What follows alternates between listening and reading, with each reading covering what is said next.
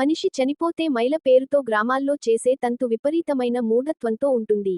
చనిపోయిన వారి ఇంటి పేరు కలవారు మైల అంటూ పెద్ద కర్మ కార్యక్రమం పూర్తి అయ్యేవరకు ఎవరినీ తాకరు.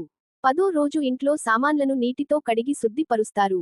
చనిపోయిన వారి ఇంటి సభ్యులు చూదకం పేరుతో ఏడాది పాటు ఏ శుభకార్యాలు చేయరు. దేవుళ్ళ గుడికి వెళ్లరు.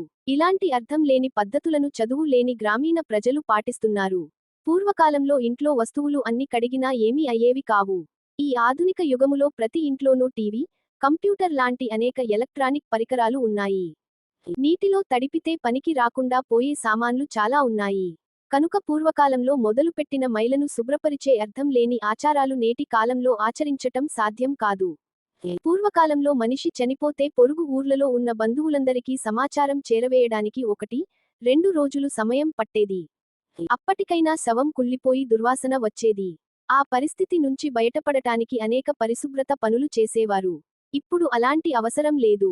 క్షణాల్లో బంధువులకు వార్త వెళ్లిపోతుంది. గంటల్లో బంధువులు చేరుకుంటున్నారు. ఈలోగా శవాన్ని ఐస్ బాక్స్లో పెట్టి కుళ్ళిపోకుండా చూసుకుంటున్నారు. కనుక ఈ ఆధునిక యుగంలో పాత పద్ధతులను పాటించటంలో అర్థం లేదు. అసలు శాస్త్రం ఏమి చెబుతుందో గురువు గారు వివరిస్తున్నారు. మనమందరము విని వారి మాటను గౌరవిద్దాం. మా ఇంట్లో ఎవరో పోయారండి, మేము గుళ్ళోకి వెళ్ళొచ్చా? నువ్వు పోయినట్టుగా దేవుడికి తెలుసా? నీకు ఎందుకు గొడవ పని లేక 10 రోజులండి. ఎవరన్నా మైలు పట్టే 10 రోజులు. ఆ 10 రోజులు ఇక్కడ కర్మకాండంలో ఉంటారు కాబట్టి వెళ్ళరు, అంతే. దాని ఎక్క సంవత్సరకాల వరకు పెంచేసారు. అజ్ఞానం బాగా పెరిగిపోయి అదేం లేదు, ఎక్కడ లేదు. అక్కడ నీకు అక్కడి నుంచి దీపం ఇటు పెట్టాలా అటు పెట్టాలా, ఈ నూనె లేదు ఆ హారతి లేదు. ఏ హారతి? నీ హారతులను బట్టి అనుగ్రహం ఉంటుందా? అజ్ఞానంగానే. నీ మనస్సేమైంది? మిత్రులారా, దయచేసి లైక్, సబ్స్క్రైబ్, కామెంట్, షేర్ చేయండి.